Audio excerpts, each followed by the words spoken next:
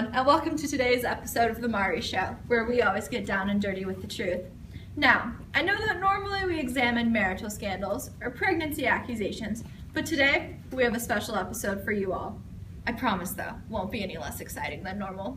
You know that little black book that everyone's been raving about lately? I mean, who am I kidding? Of course you do.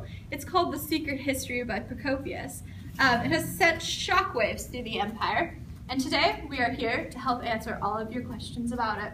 So to begin, please, everyone in the audience, give a warm welcome to our special guests, the subjects of the book themselves, Emperor Justinian and Empress Theodora.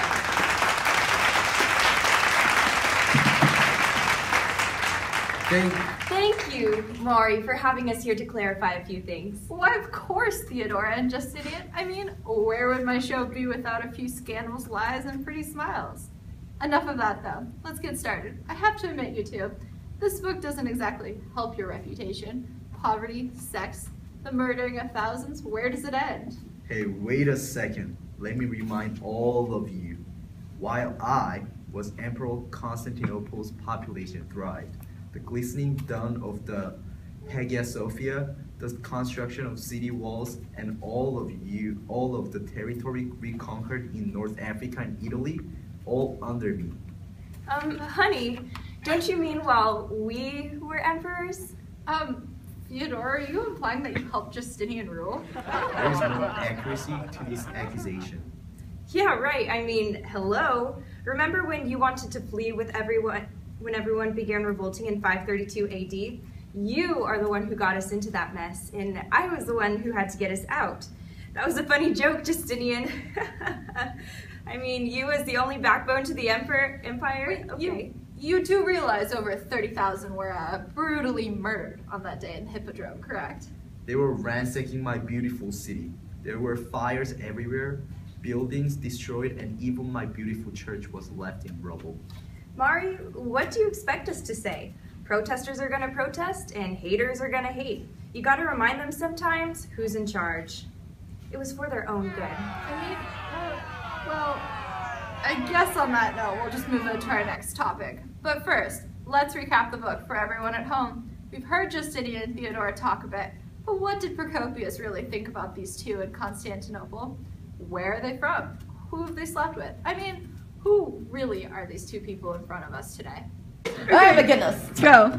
Justinian I, also known as Justinian the Great, was born to Sabatius and Vigilantia Sabatius in 527 AD. Orphaned at a young age, he was raised by his uncle, Justin, who was a royal guard.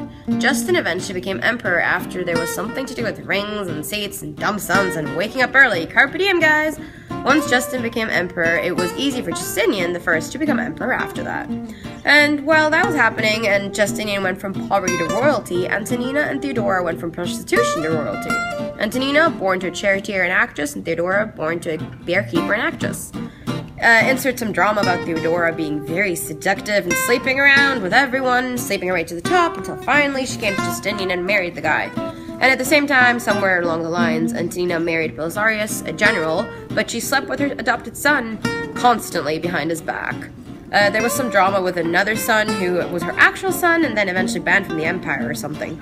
Theodora and Justinian were ruling the empire at this point, and there was a lot of drama with Antonina besides their similar origins. Something went up in flames, the hippodromes, more drama, murder, death, and some lies and all of that, and the rest is history. Wait, you used me to get power? No, honey, that's not true. Don't listen to a word that Mari said. I don't believe it. I'm so done. Justinian, no! Don't do this to me! I don't deserve to be on a stage prostituting my way to the top again. Don't leave me! Well, that's a little awkward. But I guess in the meantime, we'll just move on to our next segment.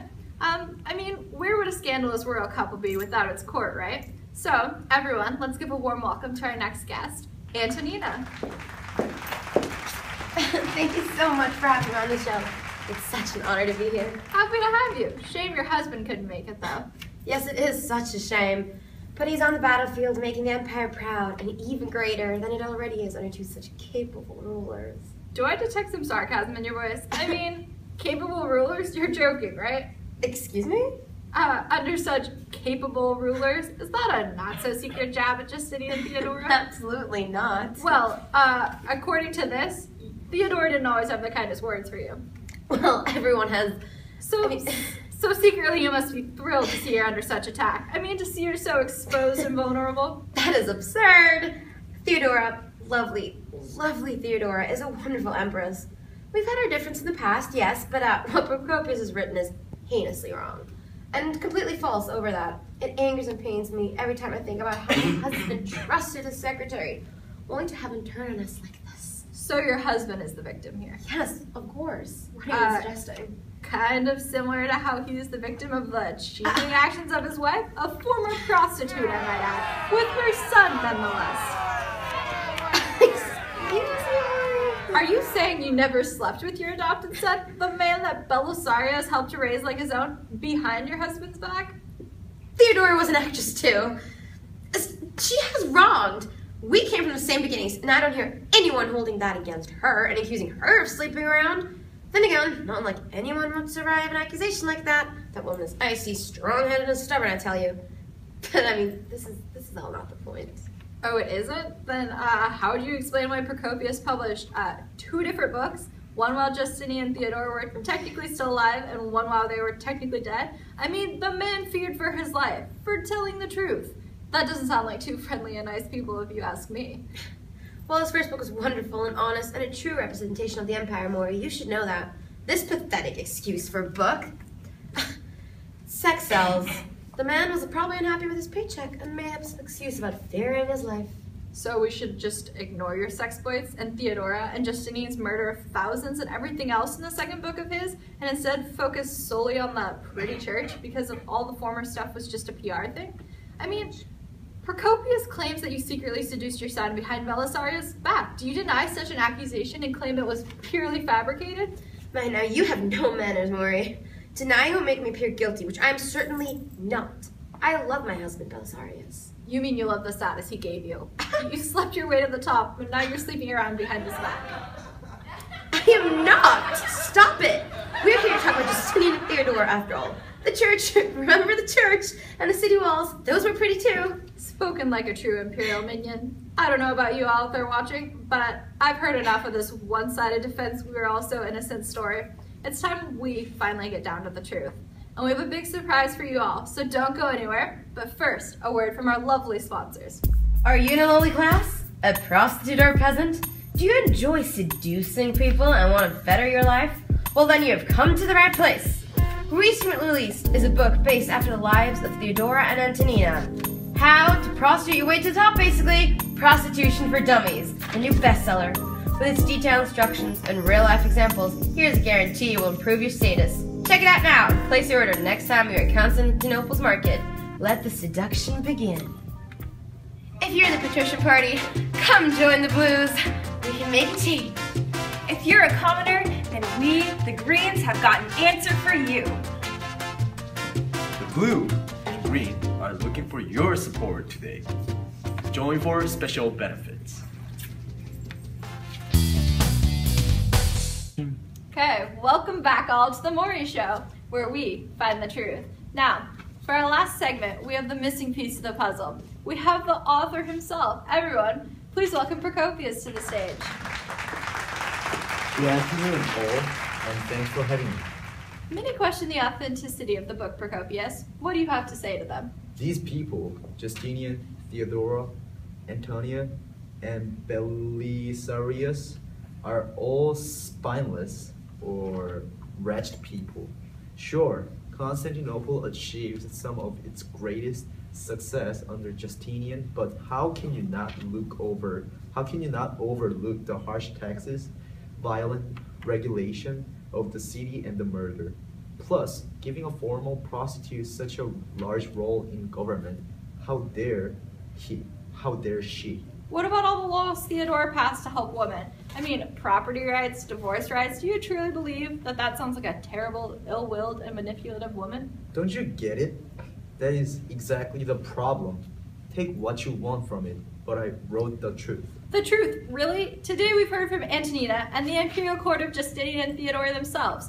Before the audience makes their decision about the authenticity of this all, wait, what is this? Excuse me? Well, it seems like we have an even bigger twist to the story. My producers have just revealed that they have found Prokopios' hidden diary, containing the truth behind the book, nonetheless. What do you think, all? Shall we hear it? This is preposterous. This can't be his personal diary, Charlie. We will see about that. Maury, please read that diary of this awful man who has attempted to tarnish my good husband's reputation. You can't. If it is his diary, which I'm sure it's not, by the way, then it's a very personal thing. And it would be so wrong to read it, especially in front of the whole world on television. I mean, my Antonina, you seem very passionately against reading the diary. What are you trying to hide from us? Finding the truth? I'm not trying to hide anything. Why are you people so nosy? It's personal. It's none of your business. I mean, well, that's exciting, but we should really take a look at the diary now. I guess we'll begin with the passage titled, My Darling Antonina. I knew it! I knew that you and Prokopios had an affair. Well, I guess let's take a look at the diary now. Let's begin with the passage titled, My Darling Antonina. This looks interesting. So, diary entry number 254. Dear Diary, I'm writing to give a brief account about my relationship with the woman who takes my breath away. My darling Antonina. I remember clearly the first times I set my eyes on the lovely Antonina. I was young and a lonely lad looking for a companion for the night, so I ventured to an area where women of the night often congregated. It was there where I saw Antonina.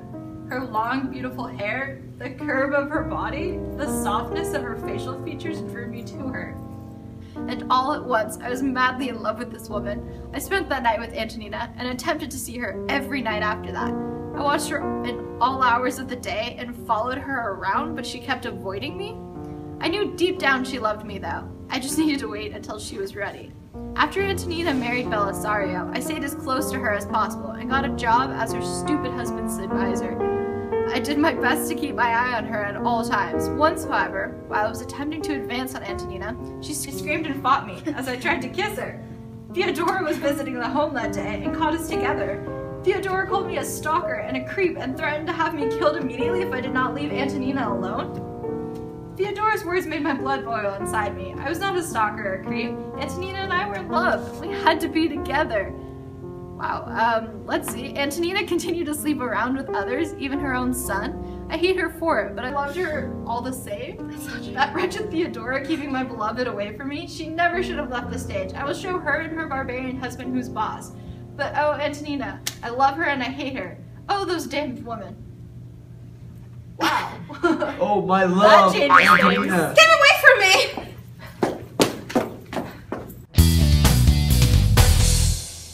Well, that's it for today. Thank you to our lovely guest. I did promise you guys you were going to find out the truth behind the secret history. Don't forget to tune in next week for even more drama.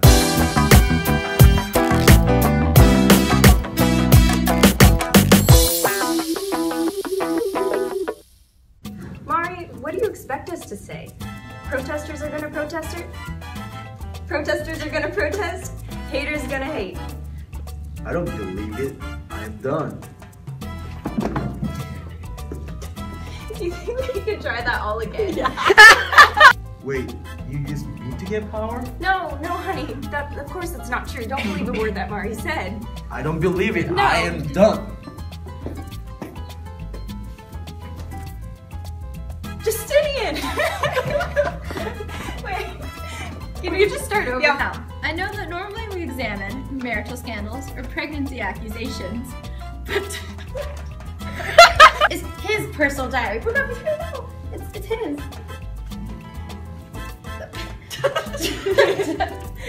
No. oh, that's in two different parts. When you're ready, go. If you're a petitioner, blah, blah, blah, blah. But oh, Andrina, I love her and I hate her. Oh, those damned women. Wow, that changes things. Thanks. Go ahead. Okay, well, I guess there you have it, folks. You got to find out the. I don't know what to say.